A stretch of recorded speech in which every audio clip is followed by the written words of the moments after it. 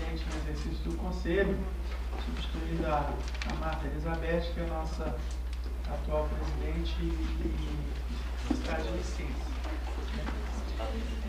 E estou aqui com a função de abrir esse evento de hoje, lançamento do livro do Gregório, e gostaria de dizer do imenso prazer deste Conselho em estar acolhendo hoje esse lançamento, né? É uma opção que o Conselho tem feito, do que a gente tem chamado de compromisso social com uma série de significados, né? Um deles é acreditar que cabe toda a construção da análise institucional dentro disso, dentro desse compromisso social. Esse evento, ele também faz parte das comemorações dos 40 anos da psicologia, uma tradição aqui da casa, é que aconteça esses eventos nas quartas-feiras, a gente chama de quartas no Conselho. Então a gente tem tido uma série de debates, já tivemos sobre saúde, sobre trânsito, se não me engano, e ainda teremos outros até o final do ano. Aí vocês fiquem atentos, né, para que a gente possa estar produzindo algum conhecimento aqui nas quartas-feiras, e escutando também a produção de outras pessoas. Então, só para, como a tarefa aqui é de fazer a abertura, né, eu queria convidar a minha colega Lúcia Aquino, que é da presidente da Comissão de Comunicação Social do Conselho, que vai coordenar a mesa, né? Ela vai estar depois apresentando um pouco do evento hoje e também dos nossos convidados. Então, eu vou me retirar para você ocupar esse lugar aqui.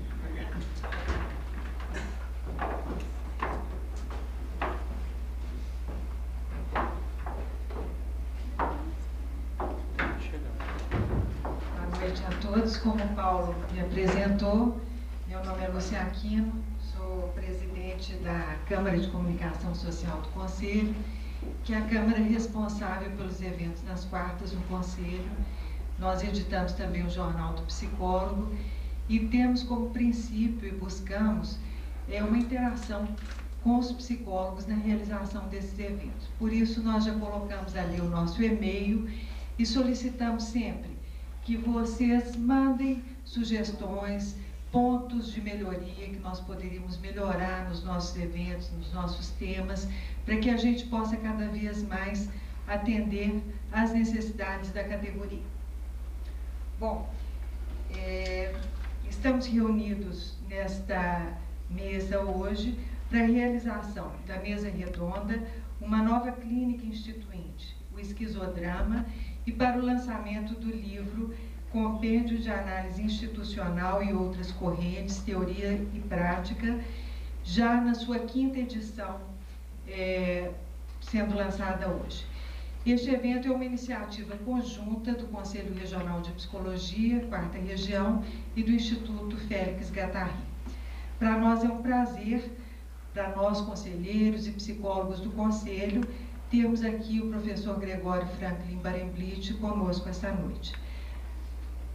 Gregório Barenblit vem traçando um longo percurso como médico psiquiatra, psicoterapeuta, pesquisador, escritor, analista institucional, esquizoanalista e esquizodramatista, com importante atuação no cenário internacional, em especial na América Latina e na Europa.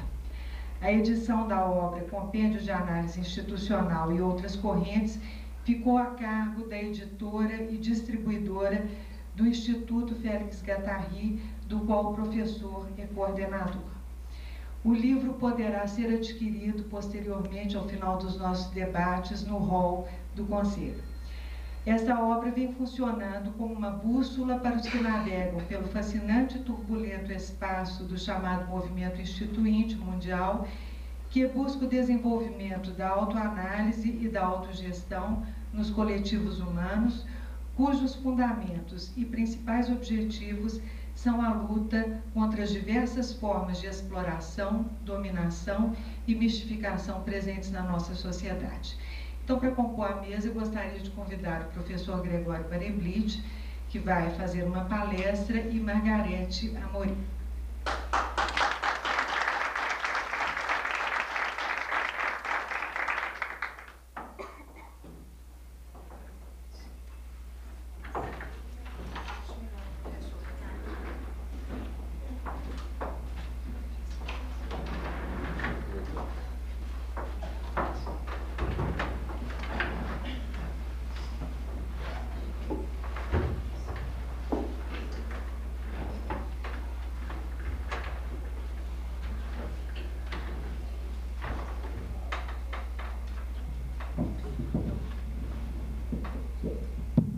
Gostaria de passar a palavra, então, para o professor Gregório. Bem, boa noite. Uma vez mais, a gente desfruta da prova de amizade e de carinho desta casa e de antigas amigas, Lúcia, Aquino, que muito nos honram. Eu sempre digo que em alguma próxima encarnação eu serei psicóloga. E é isso mesmo, não? Porque tem que haver uma mudança de identidade. Gostaria de apresentar a minha companheira de mesa, Margarete Amorim, que é outra das coordenadoras do nosso instituto e que é companheira de muitas lutas através de muito tempo já. Ela vai fazer uma apresentação de experiências de aplicação de nossa linha teórica em diversos campos clínicos. E, em verdade, o que eu queria apresentar hoje é uma série de indicações ou de recomendações para uma clínica baseada nos nossos valores, nas nossas tendências, que a gente vem desenvolvendo já faz muitas décadas e que tem a inspiração do movimento instituinte. Inspiração que cada um interpreta à sua maneira, porque é livre, não? Em seu emprego. Eu pensava ler estas observações, que são 10 orientações tendenciais para uma nova clínica. Tendenciais quer dizer que são relativas, que são optativas, não? E que não têm nenhuma pretensão de ser normas ou linhas rígidas. Só que eu pensava comentar estas 10 cláusulas, e não vou fazê-lo, apenas vou lê-las, para deixar lugar a que a apresentação da doutora Margarete, seguramente mais interessante que a minha, porque está ancorada na experiência concreta, possa ser exposta e desenvolvida com mais folga, não? Desde logo, posteriormente, imagino que a gente estará à disposição para conversar, debater, não? Que é essa parte mais importante destas apresentações. Então, 10 orientações tendenciais para uma nova clínica.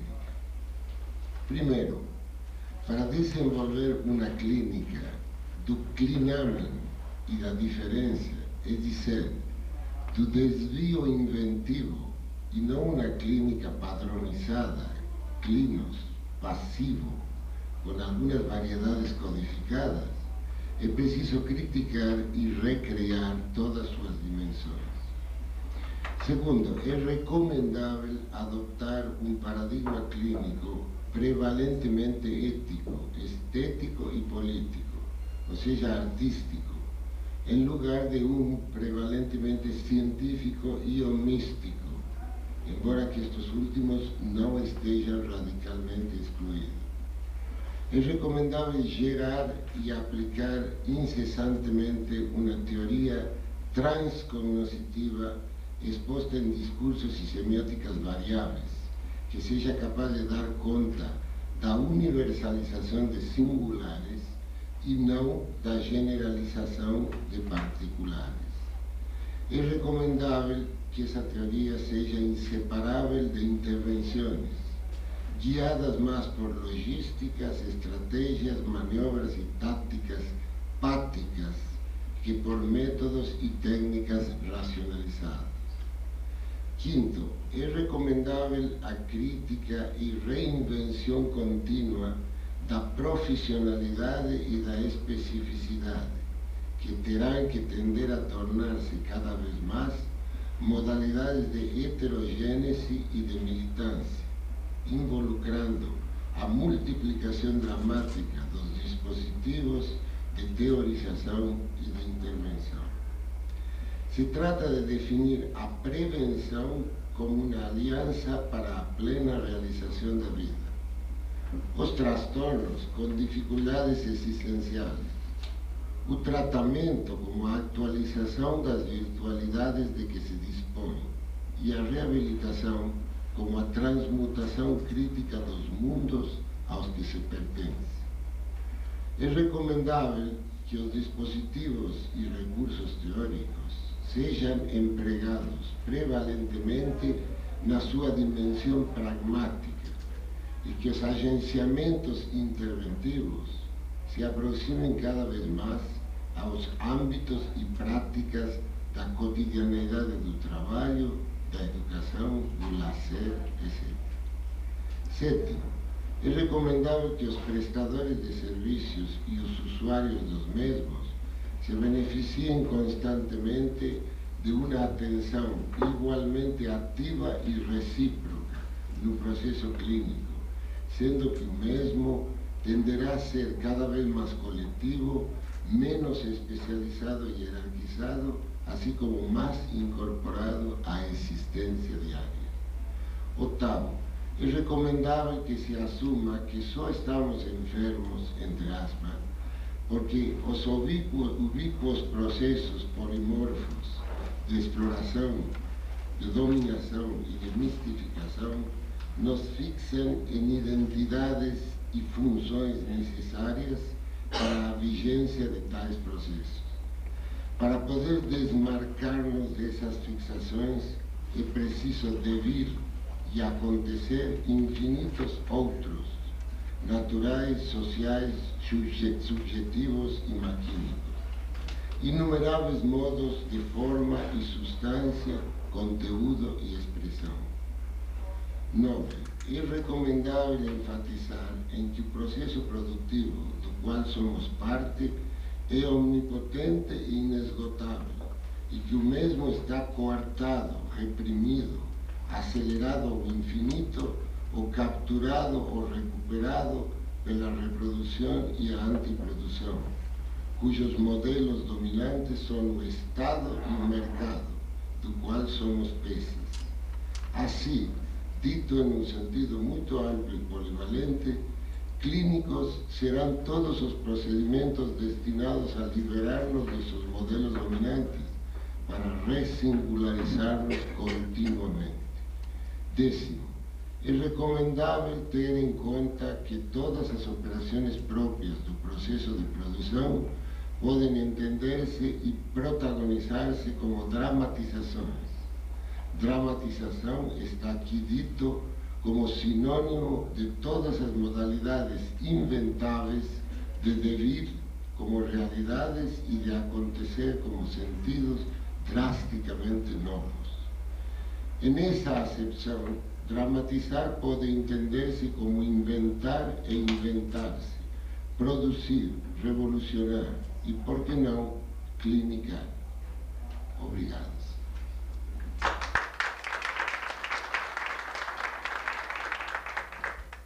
Gostaria de agradecer o professor e passar a palavra para Margarete Amorim, que vai falar sobre o Instituto e sobre as experiências do Instituto.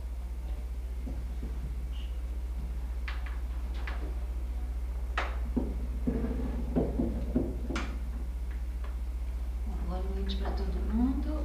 É um grande prazer a gente estar aqui mais uma vez, não é a primeira vez que a gente vem aqui ao Conselho, já é um parceiro antigo, né?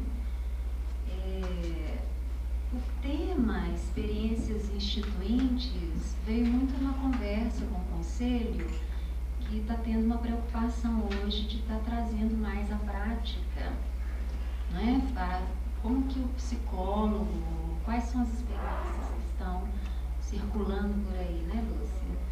Então, a proposta era que o Gregório estivesse falando e a gente mostrando como que qual que é esse fazer, né? Como que a gente tem utilizado tamanho arsenal, né, teórico, técnico e de vida, né, e quais os resultados que a gente está conseguindo. Então, primeiro a gente tem que entender, eu acho que o Gregório deixou isso muito claro, mas se eu estiver repetindo, vocês me desculpem, mas a gente tem que entender o que seriam experiências instituintes, né? Não sei se todo mundo aqui é familiar com esse termo instituinte, porque a gente começa a falar no nosso meio como se todo mundo soubesse, né? Então, instituinte é uma palavra que vem de uma das correntes do movimento institucionalista, né, que é a análise institucional, e tenta trazer para a gente o significado das forças inovadoras que movimentam o tecido social, né, como que a gente se organiza na sociedade. Então, a análise institucional vai estar contribuindo, mostrando que a sociedade é uma rede de instituições, né, que se interpenetram, e para que aconteça, para que emerjam essas instituições, existe essa inter-relação de forças, o momento que surgem as instituições e o momento delas serem também renovadas, inovadas. Então, esse momento que ela é inovada e que surgem novas experiências é o momento instituinte. E quando ela está cristalizada, ela se conserva, se mantém, é o momento instituído. Esse jogo de forças é que vai falar para a gente de como uma sociedade funciona. Se ela é mais conservadora, tradicional, rígida, ou se ela é mais inovadora, aberta à transformação. Então, quanto que ela tem de instituinte ou de instituído é que vai estar falando para a gente desse processo, tá certo? Então, experiências instituintes, a gente entende que quais as experiências que a gente tem tido que está provocando na nossa sociedade ou nos grupos humanos que a gente trabalha, processos de transformação, processos autoanalíticos, no sentido deles tomarem conhecimento do que eles são capazes, das dificuldades deles, e ao mesmo tempo quais são suas potencialidades. Então, nós como analistas institucionais ou esquizodramatistas, a gente vai tentar ajudar esses coletivos a raspar tudo aquilo que reproduz esse modelo dominante, como o Gregório disse, né? E possibilitar que emerjam novas produções de subjetivação, né? Então, eu acho que uma experiência instituinte foi criar o Instituto Félix Guattari, né? Por quê? Porque o Instituto Félix Guattari é uma ONG, né? Todo mundo sabe que a ONG é uma organização do terceiro setor, né? Não governamental, que é a sociedade civil organizada, né? Que é um movimento que está se ampliando cada vez mais. E a proposta fundante dessa ONG é tentar provocar isso nos indivíduos, nos grupos e nos coletivos, né? Então, a gente persegue permanentemente essa prática, é o que a gente chama da nossa utopia ativa. A gente tenta, no cotidiano e em tudo que a gente faz, ver como que a gente consegue estar contribuindo para que isso seja cada vez mais forte, intenso na nossa vida. Então, eu optei em fazer um panorama do que a gente anda fazendo e depois a gente pode conversar, entrar em detalhes, porque a gente acha que é muito complexo você pegar, relatar experiências. Eu acho que aqui a gente poderia fazer uma mesa só com uma experiência, né? Se a gente fosse fazer uma análise mais detalhada, que eu acho que não é o objetivo aqui hoje. Eu acho que o objetivo aqui hoje é realmente vocês estarem entendendo o que significa essa obra, né, que estamos lançando, são 10 anos de compêndio, e quais as consequências desse livrinho, né, é um livrinho que a gente considera meio milagroso, né? Bom, então, o que a gente tem feito no Instituto?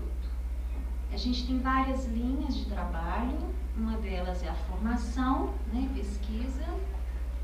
A gente tem dado muitos cursos na área de esquizodrama, que é essa clínica sistematizada pelo Gregório, que eu acho que depois vocês perguntam bastante, que não sei se ficou muito claro para todo mundo, mas acho que vale a pena aproveitar mais dele aqui, porque o esquizodrama, assim, tem gente que já fez, tá vendo um antigo colega aqui, né, Jorge? Já passou pela experiência. Realmente a gente já fez 3 grupos, um em Uberaba, em Belo Horizonte, um em São Paulo, uns grupos de umas 25 pessoas.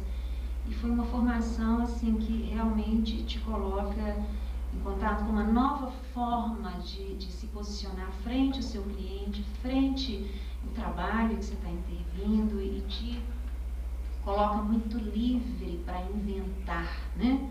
Para possibilitar que emerja, que você se coloque mais à disposição do encontro, né, com os usuários. Então, aquele encontro, como diz Spinoza, a capacidade de afetar e ser afetado e possibilitar um bom encontro.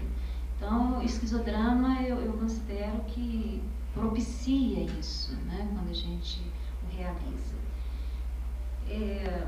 Além do esquizodrama, a gente tem trabalhado com a formação em esquizoanálise, formação de analistas institucionais, e também, além desse trabalho, nós temos o que a gente chama de capacitação em serviço. O que significa isso? É quando um grupo de uma entidade ou de um serviço, em geral, nos convida para estar capacitando-os. E tem um tema específico, por exemplo, capacitação de educadores, né? Um trabalho que a gente vem desenvolvendo, que é a abordagem institucionalista da família. Então, vários temas, saúde. Então, a gente tenta adequar, né? tenta integrar a esse tema específico a abordagem esquizoanalítica e institucionalista. Claro, essa tentativa de levar toda essa organização do movimento instituinte para as práticas específicas. Outro trabalho que a gente tem feito é o que a gente chama de projetos de atenção direta à comunidade. Nós temos um programa, que é o programa Educação para a Vida, que atende cerca de 200 crianças e adolescentes em meio horário que eles não estão na escola, eles estão com a gente. Geralmente eles fazem oficinas de arte, cultura. A proposta desse trabalho é muito resgatar o espaço cultural dessas crianças, desses adolescentes, ajudá-los a lidar com a diversidade da vida deles. É uma população em risco social e pessoal, né? A gente dá apoio às famílias também, no núcleo de apoio e promoção das famílias. E a gente tem tido, nós colocamos ali, quem quiser depois olhar com calma, a gente trouxe um folderzinho que define melhor, né? Tem até ele está ali fora, cada um podia pegar, que fala mais detalhado, assim, quais são os objetivos, né, do programa. O resultado, assim, depois as coordenadoras poderiam, tem só uma aqui, que é a Virgínia, mas poderia trocar com vocês, se tiver interesse, porque é fantástico, assim, a forma como os meninos chegam, e depois de um tempo, o resultado que a gente vê no sentido do protagonismo, né, da autonomia, da posição, uma reflexão mais crítica e mais inventiva, é visível, assim, para a gente que acompanha todo o processo, é muito bonito ver isso, né? A gente tem espaços cotidianos que eles, antes de irem para as atividades, eles participam de um espaço coletivo, onde eles discutem todo o processo de socialização que acontece no programa, além deles programarem junto com os educadores as atividades que eles vão desenvolver. E o tempo inteiro tem um processo de avaliação diária, né, da implicação de cada um e do resultado do que está sendo feito, além de um engajamento crítico com relação à situação deles e à situação municipal na qual eles estão inseridos. Então, às vezes precisa defender posição frente à per capita que é baixa, então em vez de o instituto leva seus usuários, vai os meninos, as meninas, a família. Então é uma participação ativa e a gente acredita que isso está construindo esse sujeito mais posição, né, frente à sua realidade. Outro tipo de trabalho que a gente tem feito é o que a gente chama de prestação de serviços, que tem sido consultorias, supervisão e análise e intervenção institucional. E varia desde entidades públicas, estaduais, municipais, federais e entidades privadas também. Esse é o trabalho que a gente tem feito mais, né, desenvolvido mais. Alguns exemplos, recentemente a gente fez um grupo grande de analistas do Instituto, a gente participou do capacitação de educadores, cerca de 300 educadores, e foi um desafio muito grande porque era pouco tempo para dar conta de uma mudança de cultura organizacional que permeava, muito instituída, né, muito cristalizada nessa organização, e a gente, como fazer com aquelas pessoas que já estavam desanimadas, não acreditando nas mudanças, conseguissem se tornar sujeitos mais presentes, né, e atuantes nesse processo. E o resultado foi belíssimo e nós conseguimos. Hoje é outro momento que eles estão vivendo, isso durou cerca de 7 meses. Então a gente vê realmente a cada prática que a gente realiza, ou consultoria, ou curso, a gente consegue estar vendo que alguma coisa está sendo alterada, né? Recentemente eu tive outro trabalho que a gente tem feito também, a humanização da assistência hospitalar. São 5 estados do Brasil, quantos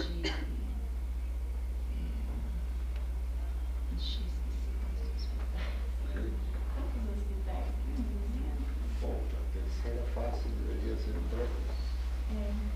Bom, mas o importante é que é interessante isso, porque você pensa, é um projeto, né, de humanização do Ministério da Saúde, e a gente fez toda uma autoanálise, até na conjuntura política, assim, o que significa fazer um projeto desse, né, nesse momento.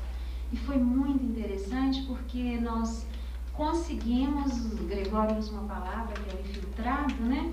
É aquele que aproveita a situação na qual ele está inserido, etc., e faz exatamente o que ele quer fazer, né? Em nome da utopia, do instituinte, etc. Então, qualquer um de nós, se estamos muito seguros daquilo que a gente quer, a gente vira um infiltrado em determinadas circunstâncias que não são as mais propícias, né? Então, nesse sentido, a gente trabalhou muito a questão dos profissionais envolvidos nesse processo de humanização, uma reflexão muito grande com relação aos direitos dos usuários, né, na saúde, no SUS, e a qualidade de trabalho dos servidores, né, aquilo a que eles estavam submetidos, e como que essa passividade, esse submetimento mantinha aquela situação em vez de contribuir para uma mudança. A gente tem feito também muitas intervenções em sindicatos, e uma característica que tem chamado a atenção, assim, as pessoas nos dão retorno, é que a nossa intervenção é muito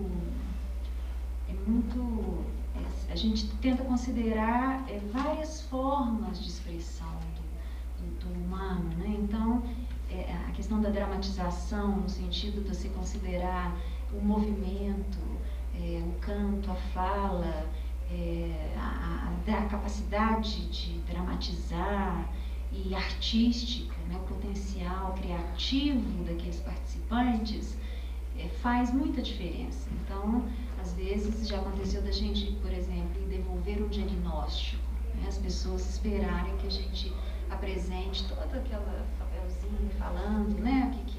O que a gente viu, como é, e de repente eles estão se vendo dramatizando a situação que o diagnóstico está apontando. Então, é uma coisa que sempre surpreende as pessoas. E a gente preocupa muito com isso, assim. O que a gente pode fazer que ninguém está esperando? Então, isso é muito do esquizodrama, sabe? O inesperado, aquilo inusitado, então, que a gente jamais pensa.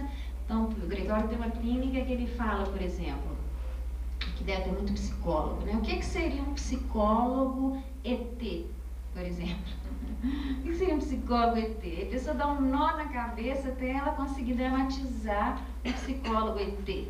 Então, é uma desterritorialização. Então, a gente brinca muito. O que a gente falou do sindicalista, nessa brincadeira? Eu não lembro. Sindicalista em Marte, né? Por exemplo. A gente, marciano e vários. Então, a gente vai inventando situações para deslocar mesmo a pessoa de um modelo onde ela está muito enquadrada. Então, isso é o esquizodrama, né? Empresas também, a gente tem feito trabalho, essa questão de colocar o trabalhador diante do proprietário, né, do chefe. Isso é muito...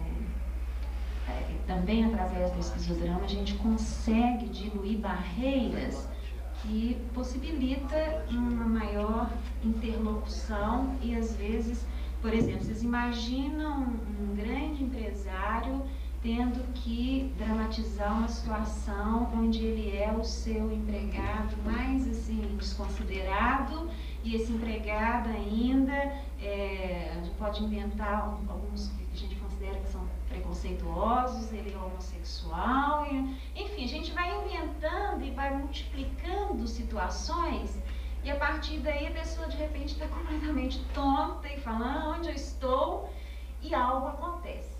Esse algo é o que a gente persegue o tempo inteiro, né? Esse algo que a gente acha que vai mudar a forma da gente se relacionar e quem sabe mudar a nossa sociedade, né? A gente tem feito também eventos, congressos, palestras. Tem um que ficou mais famoso, né, que é o Congresso Cidade Vivente, né, o movimento instituinte, esteve junto com a gente. E eu queria ler, não sei se eu estou falando muito, eu queria ler só um pedacinho aqui, é um texto do Gregório. Eu estou falando mais do Gregório porque ele é o autor do livro, né, mas depois em outro momento a gente fala de outras pessoas. Mas ele escreveu um texto nesse congresso Cidade Vivente, foi a apresentação, que eu acho que vale a pena para vocês entenderem o espírito que nos alimenta na hora que a gente está fazendo uma intervenção. Ele vai falar, ele inventa uma palavra para a intervenção que ele chama de ecopraxis, né? Então, a ecopraxis, ele vai dizer o seguinte, tem várias definições aqui, é grandíssimo, mas eu estou pegando só o finalzinho, um parêntese. Como quer que seja, a ideia de ecopraxis procura colocar como agente da história o povo, não apenas o povo real, encerrado e castrado no status de sociedade civil, senão a um povo que está por vir, a um devir povo, tal como aquele que, por exemplo, sempre impuramente faz sua erupção nesta data em Brasília. Na época, o Movimento Sem Terra estava lá em Brasília, né? Primitivamente como uma força de natureza. O autor faz referência ao Movimento Sem Terra. Parece-me que chegou a era na qual, inapelavelmente, é preciso recorrer a unidade de pensamento e ação dos infinitos segmentos do povo mesmo, dessa massa que, ainda que seduzida, manipulada e às vezes corrupta e regularmente exterminada, parece ser, como a natureza mesma, em sua colossal e insuperável mistura de caos e cosmos, uma das nossas últimas esperanças. Então a gente tenta apostar, né, nesse povo que está por vir e que a gente vai tentando contribuir permanentemente. E a gente acha que uma experiência instituinte também é a publicação de livros, porque a gente quer divulgar e multiplicar ao máximo essas ideias.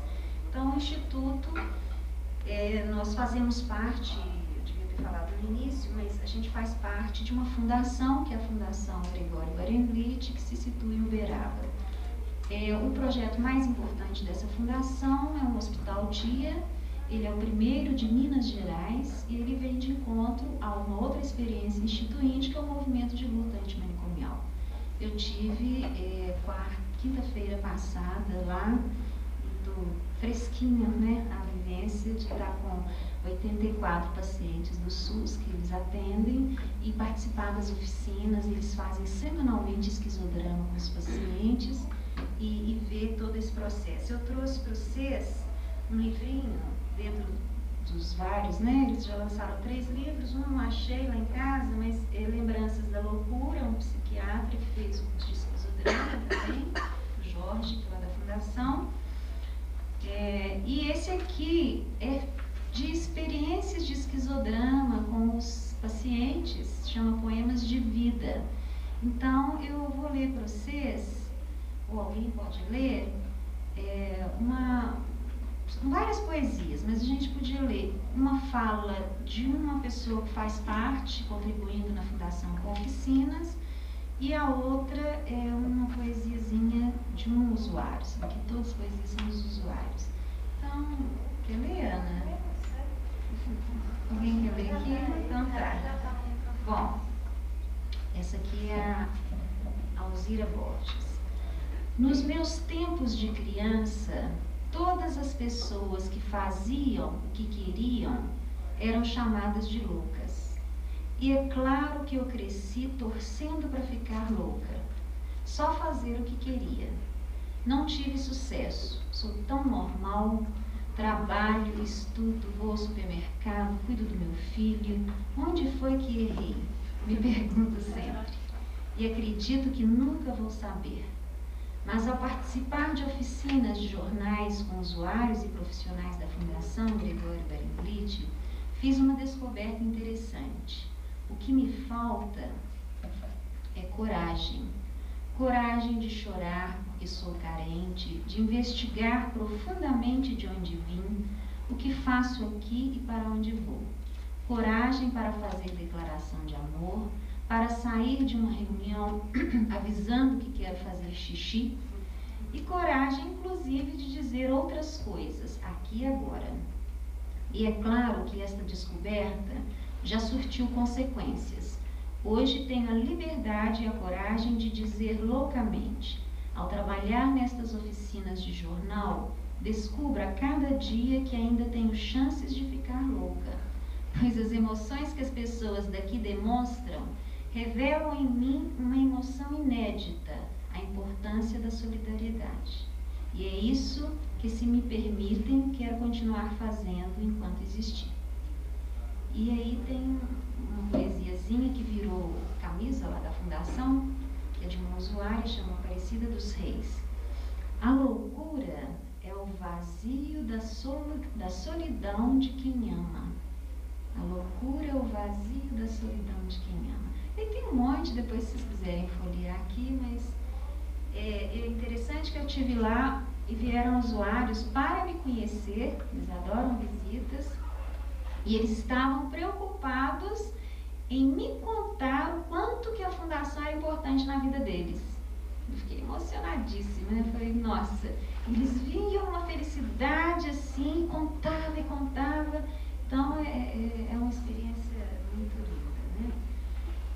Então, em síntese, tem um outro livro que está esgotado, que espero que no ano que vem a gente esteja aqui de volta, lançando, que é a introdução à esquizoanálise, né, que esgotou rapidinho, que o Gregório resolveu revisar e está fazendo de novo. Então, a culpa é dele de não ter saído, né?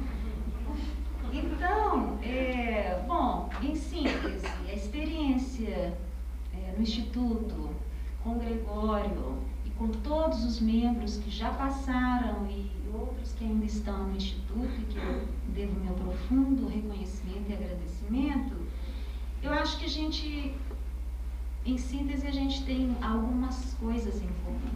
Uma delas é que a gente tem uma preocupação em alterar a realidade de injustiça e feia, né, que a gente convive permanentemente. E à medida que a gente vai alterando, contribuindo, né, porque isso é feito junto, a gente tem que ser alterado. Então, a gente tem que se haver com todos os valores instituídos, etc., que a gente contribui para reproduzir. Outra pergunta que a gente permanentemente faz é o que a gente está deixando ali, né? Então, por exemplo, hoje a gente, capacitação já virou coisa do passado. A gente fala capacitação para o pessoal entender, mas para a gente capacitação é intervenção. A gente tenta criar uma situação que, à medida que as pessoas estão se, entre aspas, capacitando, algo ali não vai ser mais como antes. Esse é o nosso desafio. E para isso a gente precisa de muita invenção. É a ferramenta básica do esquizodrama. Você se abrir para a invenção e para a criatividade, né? Bom, é só isso que a gente faz.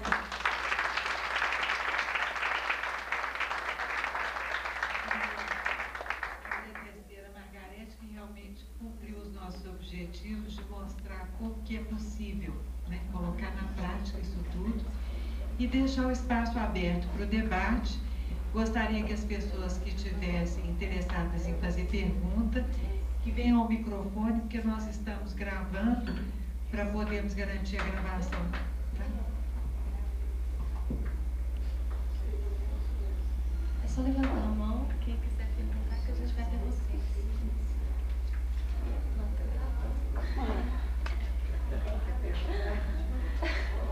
Professor Barizzi, deixa eu falar um pouquinho sobre a diferença entre o esquizodrama e o psicodrama.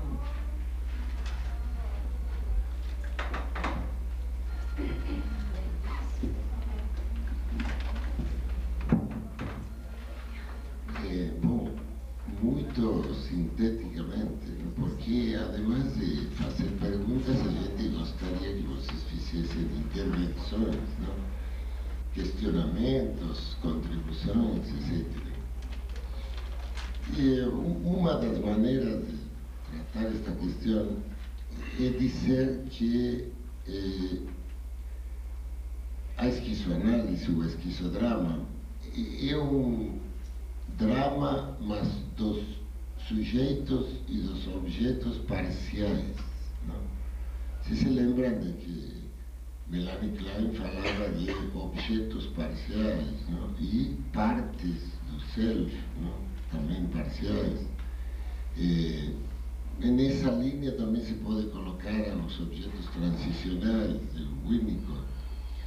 E nessa linha também há um objeto chamado pequeno A, de Lacan, não? Que pula da cadeia significante.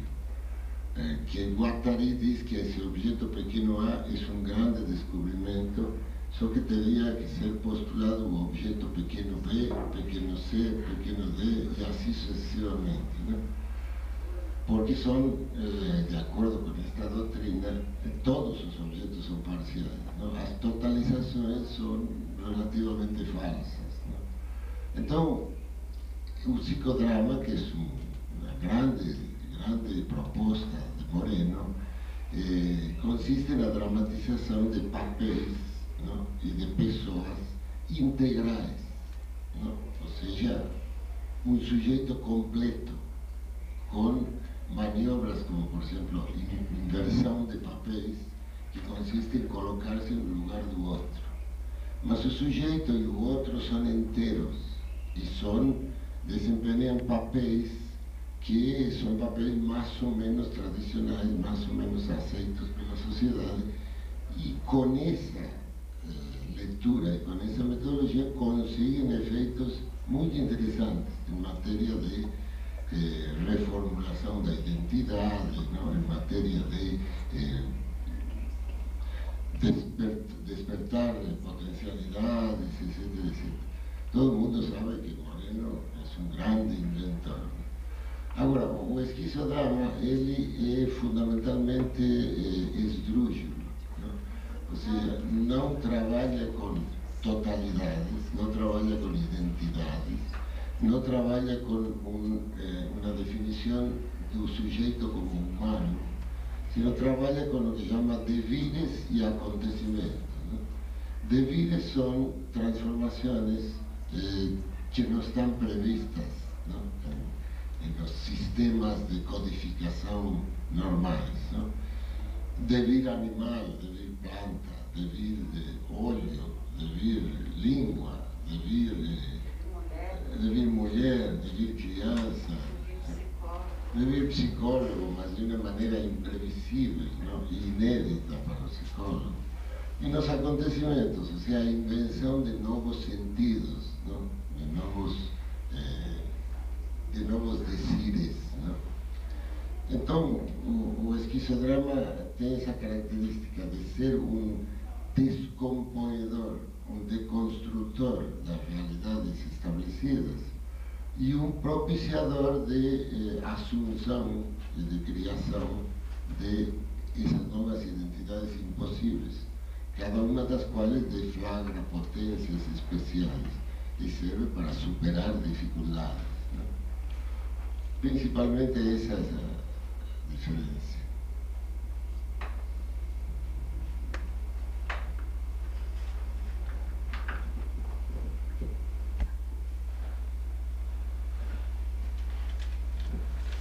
Boa noite, professor. Eu não sou psicólogo, eu sou jornalista e estou fazendo até um curso lá no Instituto agora. E eu fico me perguntando, como é possível manter essa utopia ativa e combater a alienação, a mistificação? Aí tomam como base a própria imprensa, que constrói a verdade de acordo com interesses ocultos ou explícitos. Mas de qualquer forma, pelo menos eu tenho, para mim, a verdade ela quase não existe. Existe sim a verossimilhança.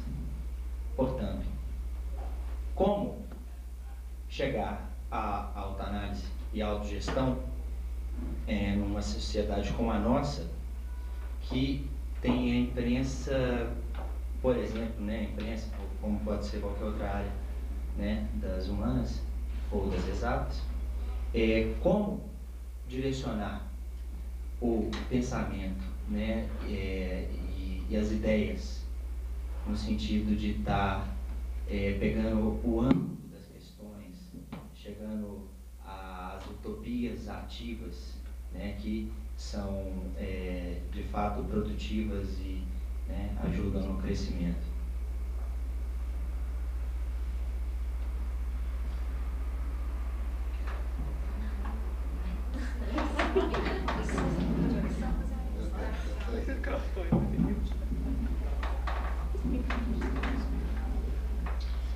Bom, é uma excelente intervenção.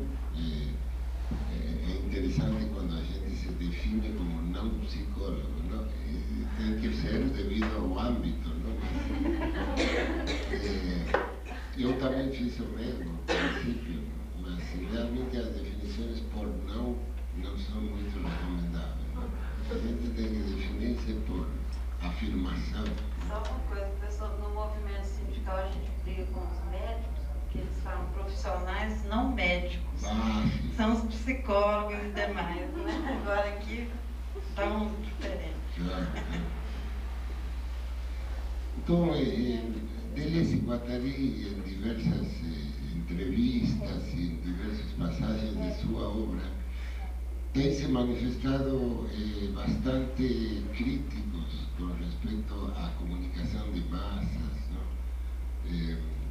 à imprensa oral, escrita, televisiva, como produtores de opinião, construtores de opinião.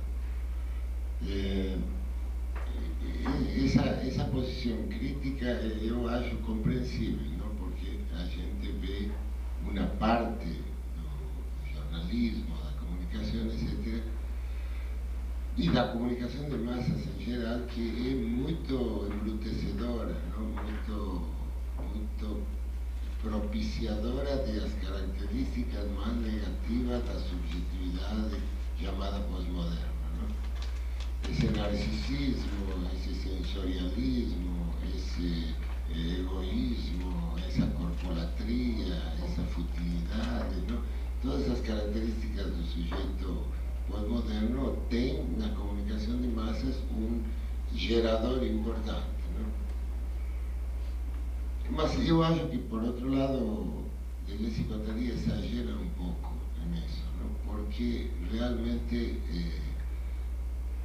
é melhor ter imprensa e ter comunicação que não ter. Eu acho que ela pode estar distorcida, em muitos sentidos, a serviço dos desejos, dos interesses, das demandas que o capital produz. Isso é verdade.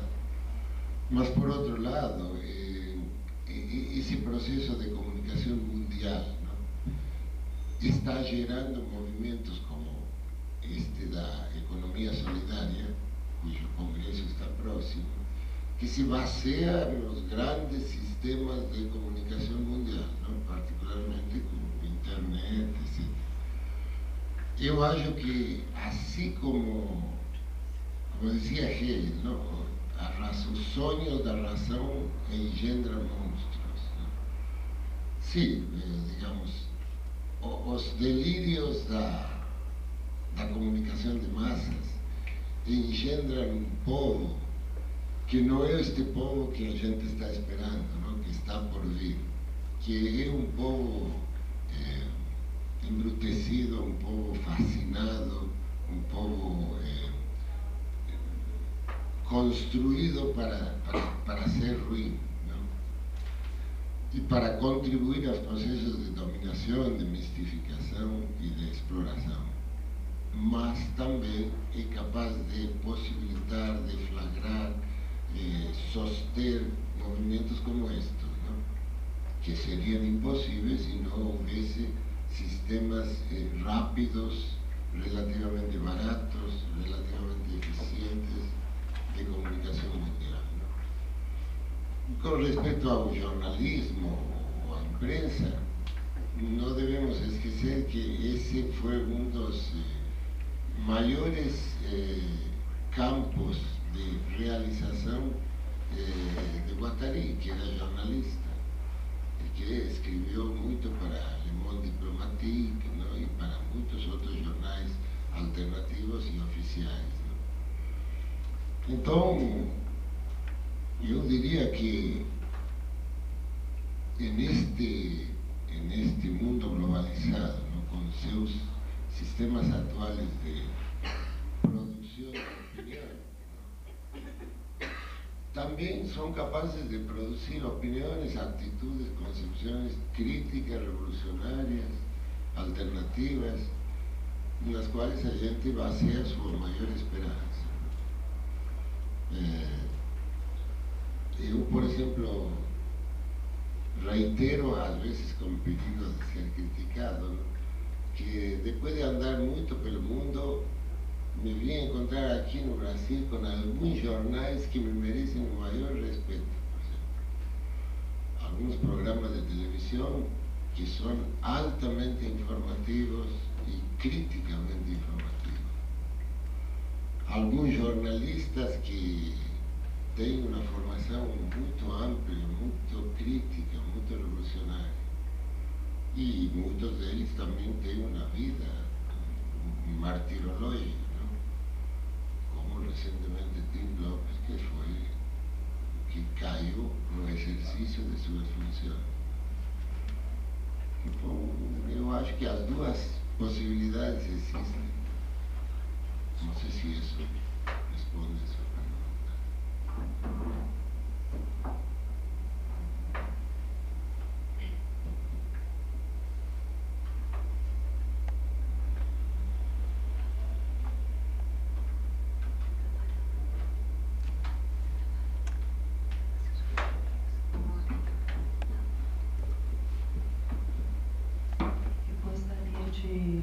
Expressar um agradecimento de estar participando, de estar ouvindo vocês. E eu não conheço a esquizoanálise, apesar de já ter ouvido falar, de ter lido, mas não é um assunto que eu tenha um aprofundamento no domínio. E partindo da explicação do professor sobre a diferença do psicodrama para a esquizoanálise, eu gostaria que vocês comentassem como isso, vamos dizer, é aplicado ou como isso funciona, né, na prática em comunidades, porque eu escutei muito sobre práticas em grupos, em coletivos, né? Então, como isso funciona? É uma identidade grupal? Não é uma identidade grupal? Qual é o princípio, né, de trabalho nesses coletivos?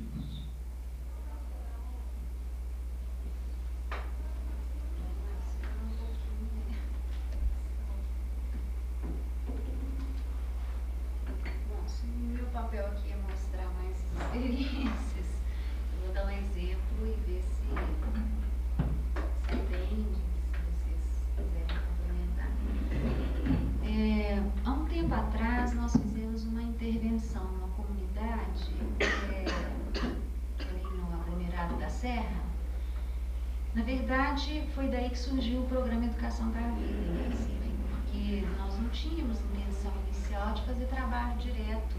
A gente trabalhava mais com consultorias, né? Mas a demanda da comunidade foi tão veemente que a gente escutou, né? E foi interessante porque vieram duas pessoas até nós falando da situação da comunidade, que o problema é que tinha muitas crianças e adolescentes na rua e muita droga, prostituição e delinquência, e que os pais não sabem mais o que fazer, como fazer, etc. Então a gente foi lá, né? Fez uma reunião com uma associação e a associação convidou várias pessoas da comunidade para participar. E a gente ouvindo, a gente propôs a eles que a gente fizesse uma conversa mais ampla sobre temas e discutindo a realidade da comunidade para ver se realmente era o mais emergente ali, né? Então a gente começou a fazer encontros com essa comunidade. Hoje eu acho engraçadíssimo. Rosiana fez parte. Se quiser complementar, Rose. Eu acho engraçadíssimo porque hoje, quando eu lembro que eu subia ali no cafezal, né, ali no alto, 8 horas da noite, a gente reunia na rua, onde é que eu estava com a cabeça? A gente nem pensava nisso, mas tinha essa proteção, né? Eles me pegavam no carro e me entregavam no carro. Então, você tem que ter essa permissão para entrar lá dentro. Ninguém faz nada com você, incrível. Então, como que a gente botava isso na prática? Por exemplo, a gente fazia os bate-papos rodando as casas, no terreiro, na praça, que eu descobri que não era praça, era um pedaço de rua mais aberto, né? A gente vai conhecendo as linguagens. E o grande analisador, assim, que a gente conversava muito, era como que eles iam nos pagar. Então isso foi interessante, porque não tinham dinheiro. Eles queriam trabalho, mas não tinham dinheiro. Aí a gente foi conversando e eles resolveram fazer um pagode. Eu nem sabia a diferença de pagode com forró. Eu falava forró, eles quase me matavam, porque é o pagode que eles gostavam, né? Então tá, vamos fazer o pagode e vender coisas. E vendendo o dinheiro arrecadado, 50% ia para a equipe, 50% ia para as ações que a gente ia desenvolver com as crianças. Então a gente fez, né? Aliás, a gente não, mas eles mesmos. E foi uma surpresa surpresa assim, pra gente quando quem mais trabalhou para que o pagode acontecesse foram as crianças. Isso já foi muito interessante pra gente. Desde fazer convitinhos, armar as barracas, pedir, porque tinha que pedir tudo, né? Eles iam fazer churrasquinho, quem que ia doar carne, espeto. Então, tudo isso era motivo para você estar trabalhando essa comunidade. A construção disso aí rouba a luz de não sei casa de quem. Então, é toda essa cultura que a gente vai conhecendo. E disso, o fruto foram oficinas, né? A gente comprou um pouco de material, recebeu doação, foi tudo muito precário. Foram oficinas com as crianças de lá, uma amostragem, a gente pensou em fazer um projeto piloto para depois conseguir recursos. Foi muito rico a experiência, mas infelizmente a gente não pôde ter continuidade porque não conseguimos recurso. Mas se constituiu como, ela se transformou numa rede, todo mundo conhecendo o trabalho nosso e tal, que a gente foi convidado para assumir uma frente na prefeitura de Belo Horizonte. A gente tem essa frente, somos duas frentes, né, o PF, uma lá no bairro Minaslândia, estamos trabalhando com quantas crianças? 90 crianças lá, de 6 a 14, e fomos convidados a fazer uma parceria com o Centro Educacional Professor Estevão Pinto, que já tem 700 crianças do aglomerado da Serra. Então elas ficam com os meninos até 10 anos. E era um problema gravíssimo, porque eles ficavam com meninos de 1 a 10 e 10, 11 anos, a idade pior, né, no sentido dessa captura no tráfico, etc. E de repente eles que viviam completamente acompanhados, etc., se viam assim, a Deus dará, né? Então a gente conseguiu um casarão de comodato e hoje os meninos saem de lá e vêm pra gente. E ficam até 18 anos. Os indicadores do nosso programa são interessantíssimos. Todos os adolescentes, não existe história de gravidez precoce, coisa que é comum nessa população. Utilização de drogas, nós tivemos um caso, parece, né? Então é um indicador muito legal de que a coisa, e todos os jovens a gente está conseguindo encaminhar, né, para o mundo do trabalho. Não é o que a gente quer ainda, né? O Gregório usa um termo que é a questão, às vezes, assim, às vezes a gente não consegue realizar, né? Não estou lembrando muito se cabe o termo aqui, não, deixa para depois. Mas a nossa ideia mais que a gente gostaria de estar realizando é criar cooperativas ou uma forma deles próprios estarem dando conta da sua renda, em vez de se inserir no mercado como qualquer um outro trabalhador, né? A gente aspira mais do que isso. Então, infelizmente, a gente ainda não chegou lá, a questão dos recursos são muito precários. Então, a gente ainda está fazendo trabalho com a comunidade através desse programa. Nesse programa tem uma frente que a gente ainda não conseguiu desenvolver amplamente, que é a rede social, que seria estar com um pezinho no programa e um pezinho na família e na comunidade, né? Então, tudo que a gente pudesse, a gente ainda deseja fazer mais, está integrando esse adolescente, essa criança na comunidade, a gente gostaria de estar fazendo. O que a gente conseguiu até o momento foi estreitar as nossas relações com a escola, o serviço de saúde e o lazer, né, que os adolescentes podem se dispor na comunidade, mas fundamentalmente o núcleo de apoio e promoção às famílias. Então, eu estou com tudo muito fresquinho, porque semana passada eu tive num grupo de famílias. Então, aí elas trazem essas questões, né, da comunidade. A gente brinca de muita coisa com elas, né, o tempo inteiro. Então, é a vida delas, a história, a meninada participa. Tem muito trabalho a gente fazer. Trabalho é que não falta, né?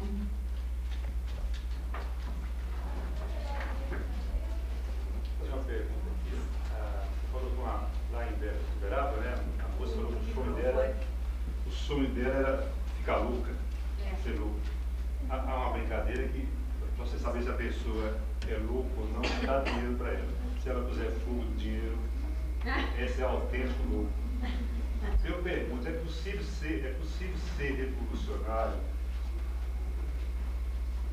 num mundo onde existe o dinheiro? É possível ser revolucionário? Como é que se contrasta a loucura com o dinheiro? Onde há dinheiro, é possível ser inovador, revolucionário, ser criança, ser louco, num mundo onde existe o dinheiro? É compatível o dinheiro com a loucura?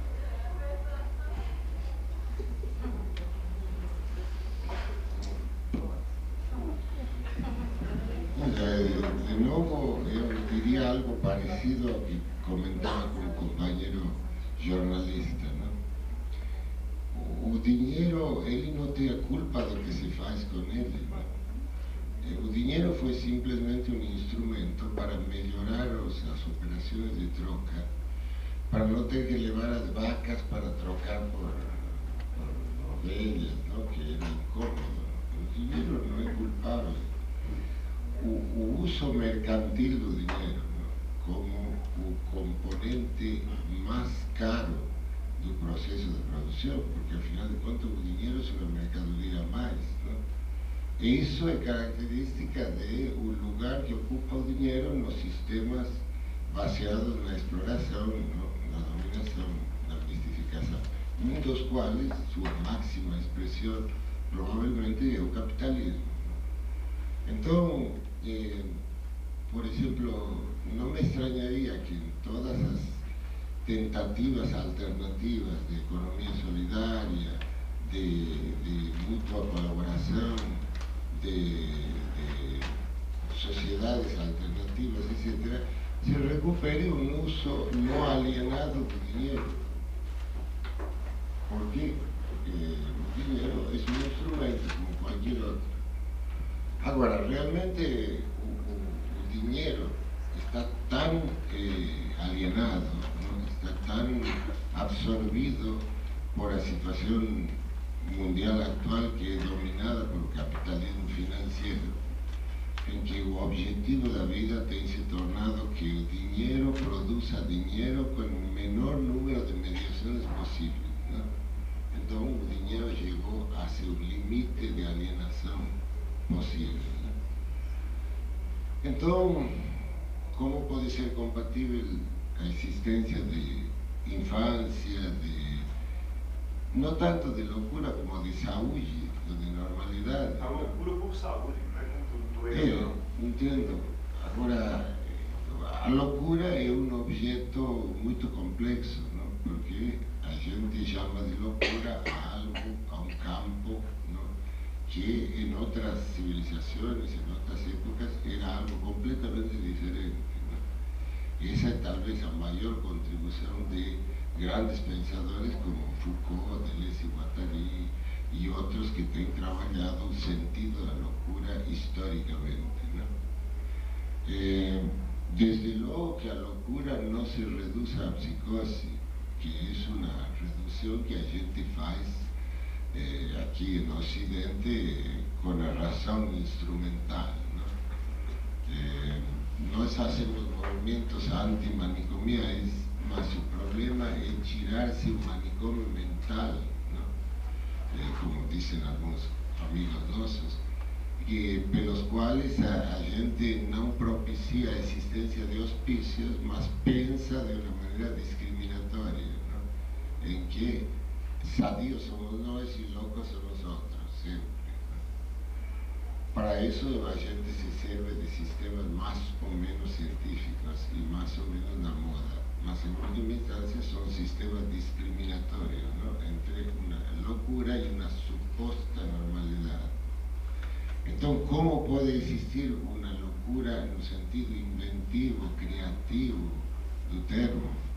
Que te parece que o esquizodrama não é mais que isso, é uma tentativa de recuperar a capacidade criativa e inventiva do louco, que é completamente louco, das identidades parciais, das coisas esdrúxulas que a gente não espera, ¿no? E que não estão já codificadas. Agora, a loucura, ela compreende, é um saco de gatos, ¿no? comprende aspectos positivos e aspectos muito negativos. Eu já citei em outra oportunidade a ideia de meu mestre, Henrique Pichon Rivière, que tratando de fugir às sofisticações da nosografia psiquiátrica, dizia, olha, tem dois tipos de loucos, porque era muito brincalhão. Tem louco lindo e tem louco de merda. Resumindo, tem louco lindo, que é aquele que sofre porque é inovador e porque sua proposta de existir, não, e de ser não é aceita pelos padrões de normatividade da sociedade que vivemos. E tem louco de merda, não? Que é aqueles loucos paranoides, não? Ou variedades, que quando são muito grosseiros, claro, acabam internados, mas quando não são, acabam sendo altos funcionários da saúde mental. Então, como se compatibiliza a existência de loucos lindos com o dinheiro? Para dar um exemplo, não? Faz umas décadas atrás, cresceu nos Estados Unidos a existência das chamadas free clinics, que eram apartamentos ou casas alugados por um grupo de, entre aspas, psicóticos, que viviam em absoluta liberdade em comunidade dentro dessa casa e só chamavam ao psiquiatra quando precisavam, quando achavam que o precisavam. E nessas comunidades eles se viravam perfeitamente com o dinheiro. Conseguiam, digamos, não trabalhavam, mas conseguiam de diversas entidades de Estado e de seus familiares uma contribuição que eles administravam e eles contabilizavam com um objetivo fundamental, que era o bem-estar, a paz e a harmonia entre eles. É uma maneira louca de manejar o dinheiro, mas que justamente era a maneira mais sadia possível. Porque senão o dinheiro entraria nas mediações que fazem, por exemplo, que nossa organização de Uberaba tenha que estar, às vezes, 2, 3 anos esperando que o SUS lhe pague o que lhe deve. Não se sabe como subsiste, não? Bom, estas free clinics se auto-administravam, então utilizavam o dinheiro da maneira mais direta a serviço de seu bem-estar e de sua saúde. Geralmente estas comunidades acabavam porque os vizinhos as denunciavam de desordens inexistentes, porque a presença deles no bairro abaixava o preço dos imóveis, não? Então você vê como funcionava o dinheiro na cabeça dos vizinhos e como funcionava o dinheiro na cabeça dos loucos, não? Agora, na loucura de mim, não? De merda, o dinheiro funciona como está funcionando atualmente no mundo, porque a forma como o dinheiro está funcionando atualmente no mundo é absolutamente louca, e no pior sentido da palavra. Por exemplo, aparece o poderio de Estados Unidos e a vontade do presidente de invadir Iraque, o qual é uma operação de altíssimo custo, de enorme risco para a humanidade, etc. Mas acontece, isso são capazes de fazer. Mas acontece, por exemplo, que quando se descobre que o mundo da droga, o poder paralelo, depende do capital financeiro dessas organizações, e esse capital financeiro, por sua vez, depende da existência de paraísos fiscais, a gente se pergunta por que todo esse poderio, não, que está empenhado em atacar Iraque, não se utiliza para intervir nos paraísos fiscais. Seria muito mais simples, os paraísos fiscais não têm armas atômicas. Y eso significaría invalidar un uso profundamente negativo del dinero. Mas eso no se hace, porque eso significaría atacar, darse un tiro en el propio pé. Un sistema que es la máxima economía del mundo, potencia mundial, ella puede atacar a países que son peligrosos bélicamente, mas no ataca a países que son peligrosos financieramente. Entonces, ahí tenemos un uso del dinero y del poder del dinero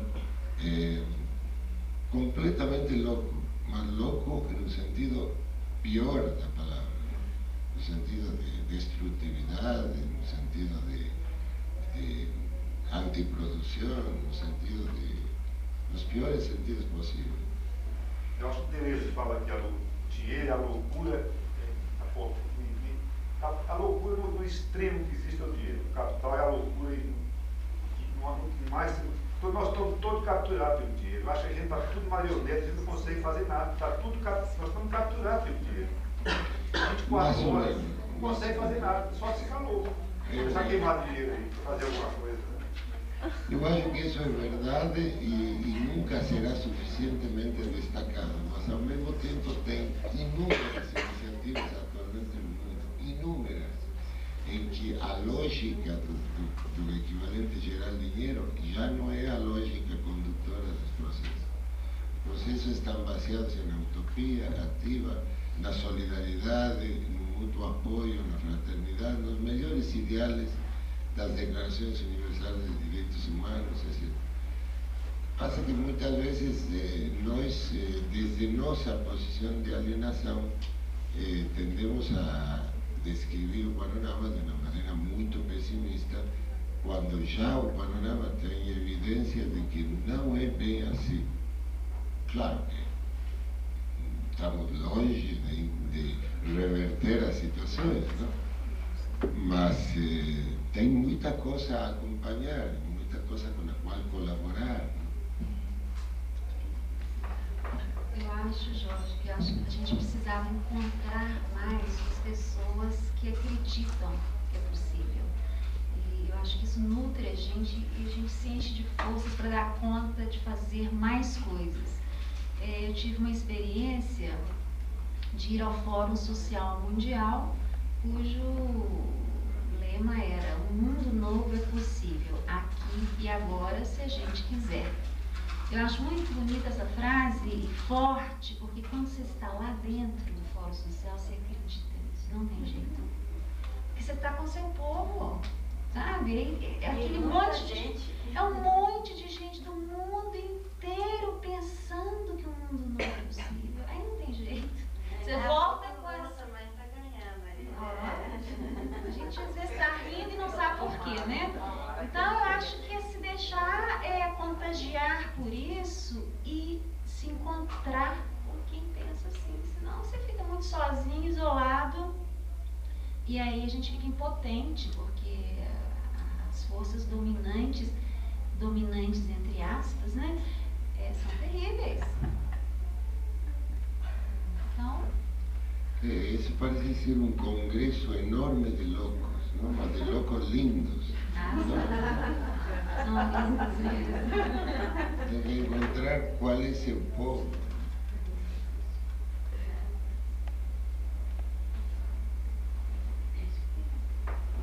Eu queria sugerir um espaço para mais 2 ou 3 perguntas, para que a gente possa finalizar.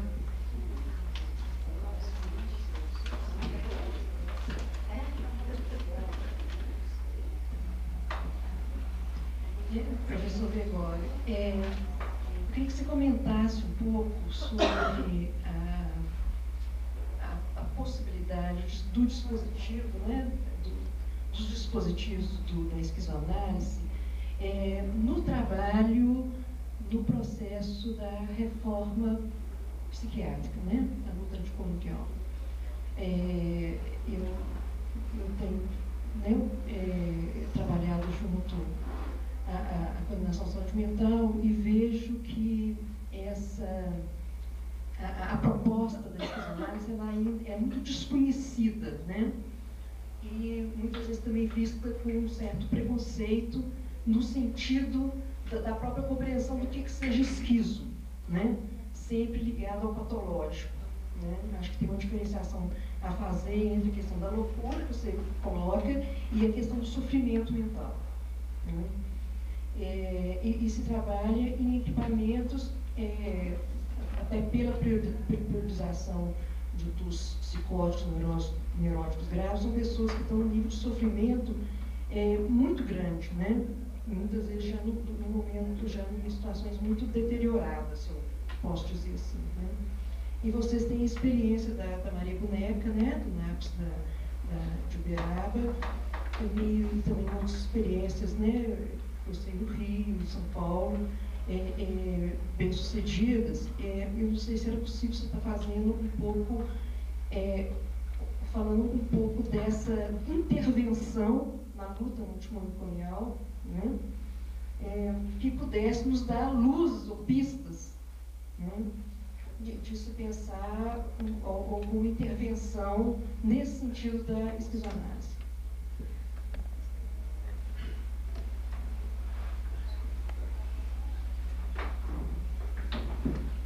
Bom, a pergunta é muito interessante e muito ampla, não? Justo no momento que já não temos muito tempo. Mas olha, uma observação sobre por que todo isto se chama esquizo, não? Esquizoanálise, esquizodrama. O que passa é que, resumindo, não? Deleuze e Guattari dizem que o grande mérito da esquizofrenia, do pensamento esquizofrênico, entendido não como patologia, sino entendido como uma lógica peculiar, de que esse pensamento tem sido capaz de dar conta da realidade mais que o pensamento científico, ou antes que o pensamento científico. Porque, por exemplo, se a gente examina os descobrimentos, não, da microfísica e da macrofísica nos últimos 40 anos, da biologia molecular, por exemplo, não, etc., a gente chega à conclusão de que a realidade ela tem uma estrutura completamente maluca. Os quantas, os fratais, não, as 10 dimensões, os buracos negros, a matéria negra, a antimatéria, que acabam de mostrar-la experimentalmente, é a coisa mais maluca que se pode imaginar. Então, quando Deleuze e Guattari pegam delírios, especialmente delírios de grandes pensadores, artistas, literatos, científicos loucos, descobrem que é o pensamento louco que melhor dá conta de como a realidade é. Então, por isso, esquizoanálise é uma homenagem ao poder heurístico, não, da esquizofrenia, como método, não, de conhecimento. Agora, com respeito ao movimento antimanicomial, eu temo muito que, por ser breve, não seja justo, não? Mas, veja bem, nós tivemos a sorte de poder acompanhar um movimento antimanicomial, um movimento, diversas formas de antipsiquiatria, etc., desde mais ou menos 50 anos atrás. 50 anos atrás houve uma grande experiência em Buenos Aires, que foi a de Pichon Ribeiro no Hospício das Mercedes, que devido a uma greve de funcionários, o hospício ficou uma semana em mãos dos enfermos. E Pichon se organizou em grupos operativos com coordenadores deles mesmos, é decir, autocoordenados. O hospício funcionou perfeitamente durante essa semana. E se não conseguiu dar altas foi porque não estavam autorizados. Provavelmente muito disso aconteceu. Então acontece que o mesmo sucedeu em Itália com Basaglia, que houve bombardeio de hospícios, todos os loucos ficaram disseminados e ninguém sentiu a diferença. Então de aí nasceram as tendências do País Vasco, a francesa, a italiana, a inglesa, inúmeras propostas de reforma psiquiátrica, não apenas antimanicomial, sino muito mais ampla que essa. Eu acho que todas essas tendências, e a norte-americana, que acabei de mencionar antes, não? Elas têm tido propostas incrivelmente revolucionárias. Só que o movimento teve momentos de recaída, momentos de regressão. As reações, não, das forças contra essa liberação, não, têm sido muito fortes, tanto de origem econômica, porque a loucura é algo com o que se lucra, como de origem política, não? É dizer, o domínio, o controle de uma série de coisas que se perdem com essa liberação, embora que seja idiosincrásica, não? Então, os movimentos desse tipo têm tido momentos de auge em que produziram propostas absolutamente originais que ainda não têm sido plenamente realizadas, e teve momentos de recaída, não? Em que se pode ter recaído na situação mais vergonhosa, não? Da psiquiatria clássica, da psiquiatria do encarceramento, na psiquiatria do eletrochoque, na psiquiatria da psicocirurgia, etc. Mas as recaídas podem não ser tão marcadas, podem ser a posições aparentemente progressistas, aparentemente reformistas, não? Que não deixam de ter seu valor humanitário, mas que são difíceis de aceitar pelo fato de que a teoria e as alternativas técnicas para esses movimentos atuais já foram produzidas 50 anos atrás. Então, o que acontece é que, neste momento, o movimento antimanicomial, ele tem muitas posições do que a gente chama, um tanto ironicamente, pioneiros da retaguarda. Porque estão fazendo coisas que faz 40 anos atrás já estavam superadas, e as estão fazendo para ir mantendo as coisas relativamente estáveis, para que a revolução em saúde mental não os surpreenda. Então, nosso respeito para as posições reformistas dos pioneiros da retaguarda.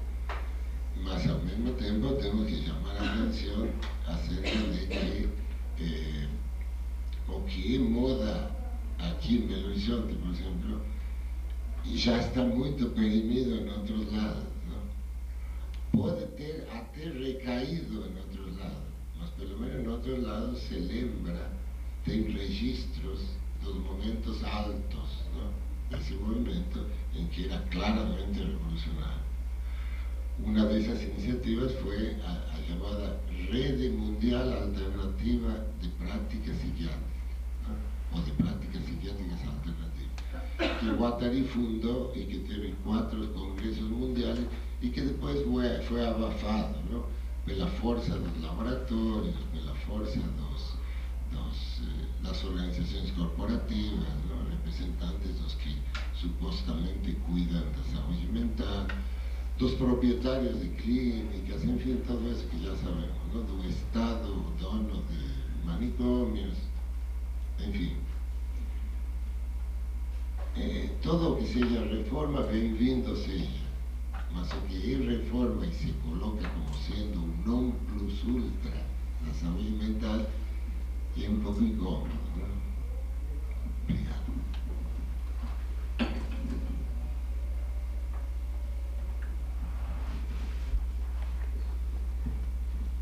Boa noite, meu nome é Carolina, sou estudante de psicologia da PUC.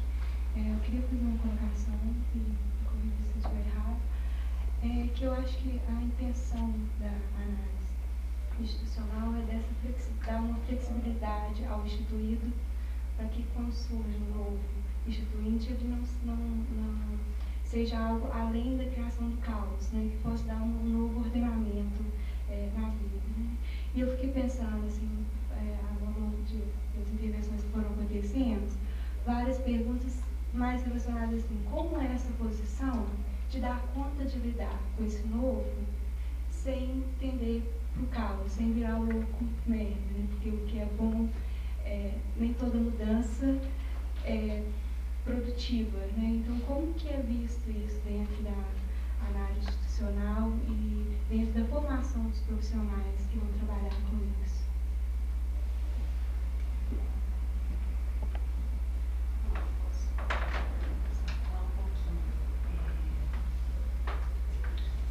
Eu acho que todos nós, e se eu estiver errada, vocês me acertam, mas todos nós que nos propomos a fazer um caminho que é o caminho de buscar o novo, propiciar o novo, a invenção, a criatividade, a gente vai se deparar em algum momento com medo de enlouquecer. Eu acho que eu já vivi isso muito, não sei se vocês compartilham. Então, eu posso garantir que não enlouquece, não. Não sei se isso te ajuda. Mas é incrível, principalmente terapeutas, e não tem nem que chegar nem a esquizoanálise ou esquizodrama. Eu acho que no processo terapêutico em geral é muito comum quando a gente começa, aí não é nem inventar, não começa a se soltar, né, dessas amarras do social, etc., de como que a gente, da nossa história, a tendência é você se deparar com a loucura, porque infelizmente a gente ainda associa a loucura com esse mundo de e não com esse mundo lindo. Já está muito deturpado, né? Mas, e acontece, a gente sabe de casos de pessoas que enlouquecem mesmo, né? Mas aí é quando a coisa não vem num processo, por exemplo, uso de drogas. Sabem que no caminho, né, de usuários de drogas, muitos enlouqueceram, sim, abriu um universo tão louco, né, e que atropelou a subjetividade. Então, a gente tem que tomar cuidado para não ser atropelado, né, mas... Não deixou de ser um universo novo. Isso, e é um universo completamente novo e inesperado e que muda toda a sua relação com a vida.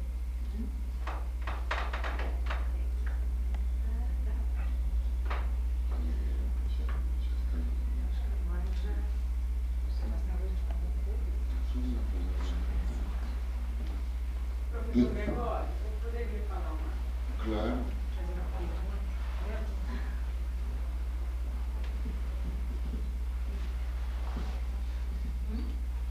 Bom, eu sou Regina, tenho a honra, né, de participar, ainda que minimamente, do Instituto Félix Guattari, e estou aqui também representando o deputado Adelmo Carneiro Leão, que também tenho grande admiração por esse trabalho, por esse instituto, que infelizmente não pôde estar aqui hoje.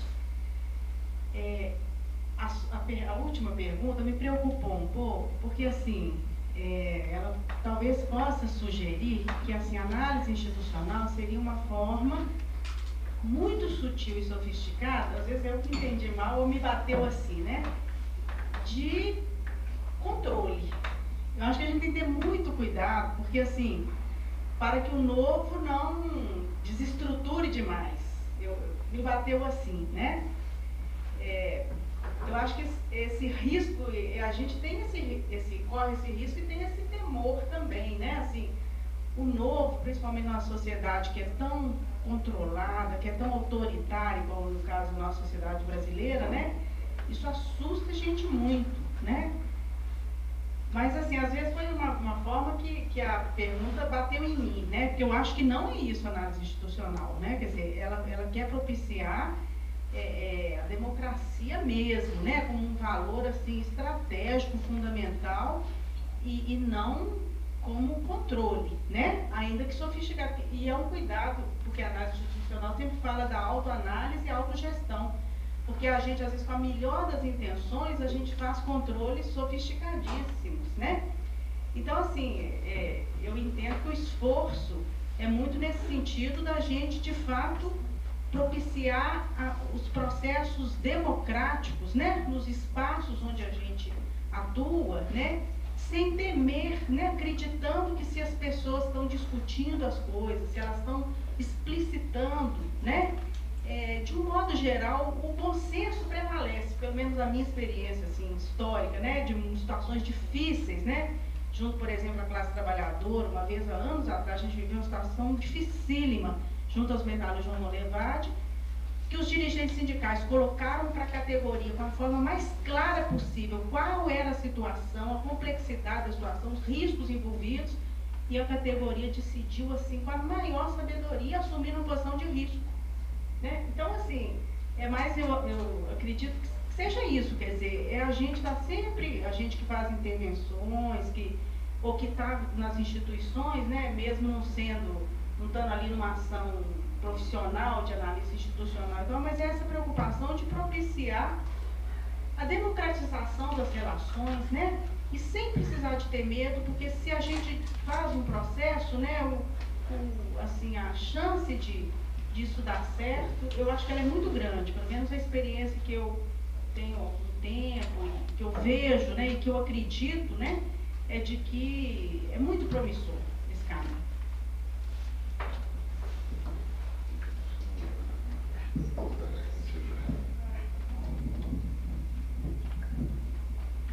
É interessante as derivações que ocasionou sua pergunta. Você acha uma pergunta totalmente válida, não? De qualquer forma. Eu acho que estas doutrinas, estes procedimentos, tanto a análise institucional como a esquizoanálise, etc., muito mais a esquizoanálise que a análise institucional, elas trabalham com uma proposta realmente de acessos, não? De estado de transe, não? De acesso aos níveis mais desestruturados, porque confia que neles está tanto uma potência produtiva e revolucionária como potências destrutivas, não? Só que, digamos, isso é registrado com toda clareza. Deleuze e Guattari, por exemplo, com respeito a seus dispositivos, não? Dos quais o esquizodrama é como nós, não, entendimos a proposta de Deleuze e Guattari, mas é uma interpretação possível. Cada um tem a sua, não? Nós não dizemos que a proposta do esquizodrama seja a clínica da esquizoanálise. A esquizoanálise tem muitas maneiras de operar, não?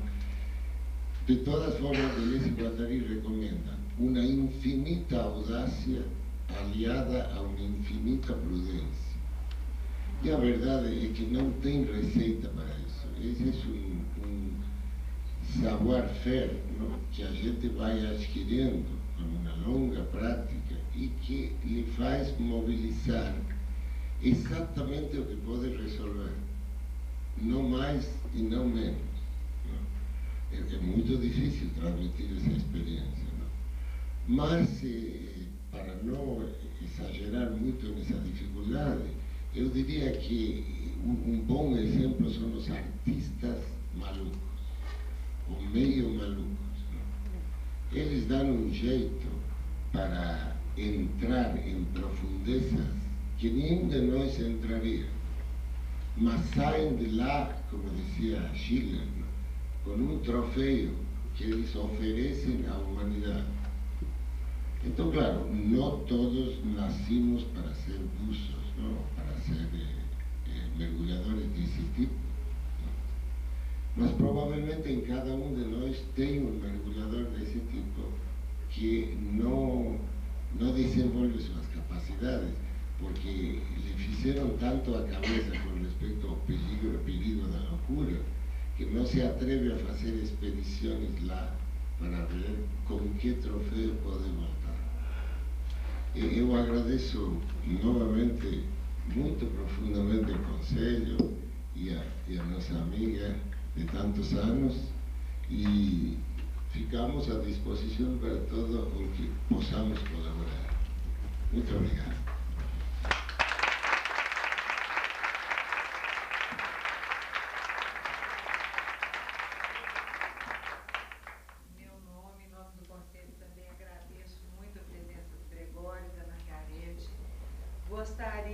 aproveitar a oportunidade para informá-los que nós estamos tendo quase que quinzenalmente os eventos do ciclo de debates.